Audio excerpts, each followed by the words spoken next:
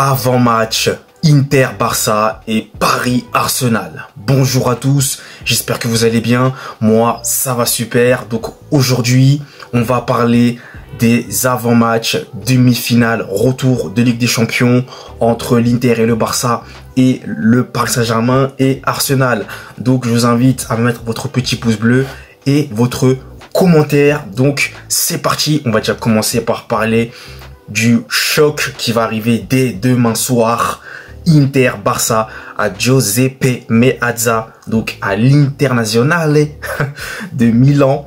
Donc là, demi-finale retour, match aller, on sait comment ça s'est terminé, spectaculaire, du spectacle, des joueurs qui ont été flamboyants, Dumfries qui inscrit un doublé, Thuram qui te met un but magnifique, Lamine Yamal qui est exceptionnel et qui te met un but exceptionnel également. C'était du grand n'importe quoi, mais dans le bon sens du terme, bien entendu. C'était un match très mémorable et ça a terminé sur le score de 3 buts partout. Donc là maintenant, Inter-Barça, là, toutes les cartes sont de nouveau en jeu pour les deux équipes. Rien n'est fait pour les deux équipes. Les deux peuvent passer, très clairement, mais malheureusement, il n'y en aura qu'un seul qui va poursuivre et se hisser donc en finale de la Ligue des Champions. Donc déjà, pour parler du Barça, malheureusement, comme vous le savez, Jules Koundé ne pourra pas être disponible étant donné qu'il est actuellement blessé. Par contre, j'ai cru entendre que Robert Lewandowski serait de retour. Après, je ne sais pas s'il va disputer des minutes sur ce match. Baldé, d'après ce que j'ai pu aussi entendre, il ne sera peut-être pas probablement là pour le match. Donc, tu as quand même des joueurs sur lesquels tu as compté durant toute la saison qui sont malheureusement absents. Bon, je pense plus notamment à Jules Koundé, hein, qui est quand même le joueur qui a joué le plus de matchs avec le Barça. Là, malheureusement, il est blessé. Ça tombe pas au meilleur des moments. C'est clair, mais malheureusement, c'est vrai que quand tu joues plus de 100 matchs, je crois en plus non-stop, je crois que Jules Koundé, il a joué. C'est, à bout d'un moment, le physique, il dit stop. Donc, moi, peu importe, hein, pour ma part, si même ils ont des absents de ce calibre de Jules Koundé, le Barça, pour moi, Hansi Flick surtout, va trouver des solutions. Et ce Barça-là va être quand même dominateur pour moi face à l'Inter de Milan. Donc maintenant, le Barça va falloir qu'il se méfie. Au niveau de leur défense, va pas falloir reproduire les mêmes erreurs. Mais après, quand tu joues haut, malheureusement, il y a beaucoup de risques. Et ce que j'ai dit dans mon débrief, ce que je pense, et ce que d'ailleurs Iles a soulevé, et ce qui est très intéressant, c'est que le Barça, même si tu leur mets des buts, ils vont aussi t'en mettre. Ils vont aussi te mettre, ils veulent aussi te mettre plus de buts que ce que tu leur as mis. Je sais pas si j'ai été compréhensible, si j'ai parlé français, mais bref.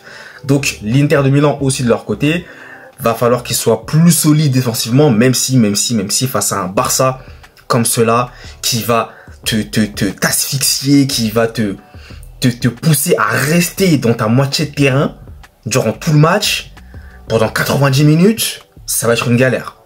Ça va être une galère et ça va se passer comme ça. Le Barça, encore une fois, aura la possession. Le Barça aura des situations très dangereuses. Et comptera sur ces quelques individualités comme Lamine Yamal ou comme Pedri, par exemple, qui peuvent faire la différence à tout moment. On l'a vu au match à Lamine Yamal, il est exceptionnel. Donc, ça fera la différence à tout moment.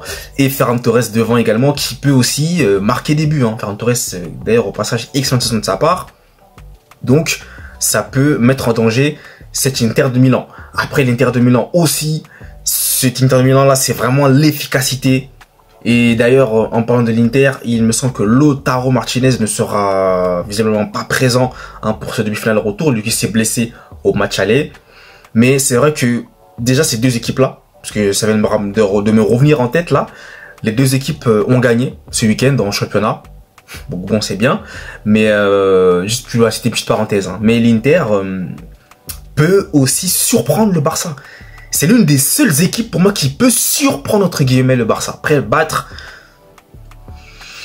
je sais pas, j'ai quelques doutes parce que ce Barça là pour moi, je pense que c'est leur année et qu'ils vont aller au bout. Hein. Je pense qu'ils vont aller au bout. Maintenant, le Barça aussi, comme je vous disais, défensivement, c'est pas non plus serein, donc va falloir faire très attention. Et du côté de l'Inter, l'efficacité, je pense qu'elle va être au rendez-vous encore une fois. Hein. Maintenant, si l'Inter ne marque pas ses occasions, là, ça va être un problème.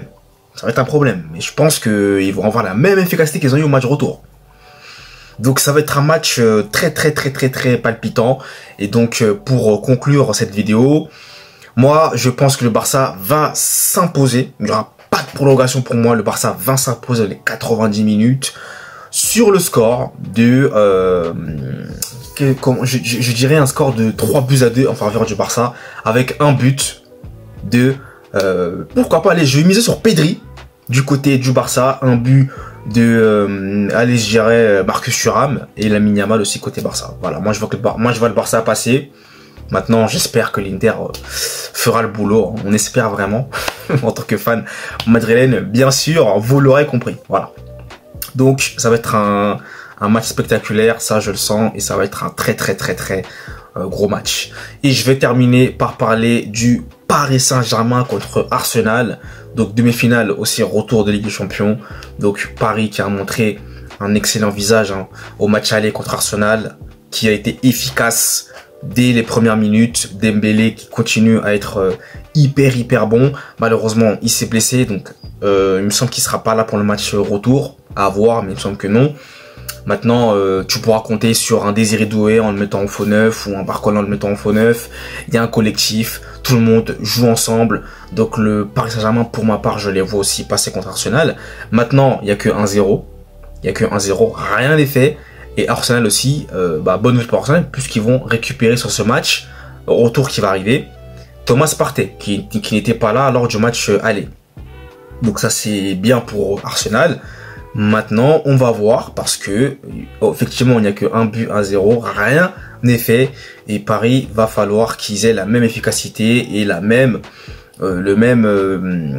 envie, ça j'en doute pas, qu'ils ont eu au match aller. Donc pour moi, je vois Paris s'imposer parce que dans le jeu, je trouve que Paris est davantage plus dominateur, plus supérieur à Arsenal.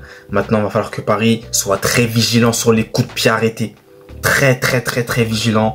Parce que Paris, c'est un gros point faible pour eux, mais c'est un point fort pour Arsenal. Il va falloir qu'ils soient concentrés là-dessus avec Declan Rice, là, qui peut te mettre des coups francs de partout. On sait jamais, il peut se transformer en Juninho, en l'espace d'un instant. Donc, il va falloir faire attention. Mais je pense que Paris va faire le boulot pour moi à la maison et je vois Paris gagner sur le score de 4-2. Oui, je mets des gros scores, mais pour moi, il y aura beaucoup de buts. 4-2 en faveur de Paris. Avec un but de Kvara, pour moi, de Désiré Doué aussi qui va marquer. Et côté Arsenal, je pense que Merino marquera, voilà, en son petit but. Voilà donc pour mes pronostics. Donc dites-moi vous dans les commentaires ce que vous pensez. Et nous, on se retrouve très vite pour les prochains débriefs de ces deux demi-finales retour qui risquent d'être incroyables. Il y aura 2 places pour la finale et ma finale pour moi, la finale de rêve qu'on veut tous, c'est Barça-Paris. Allez, peace!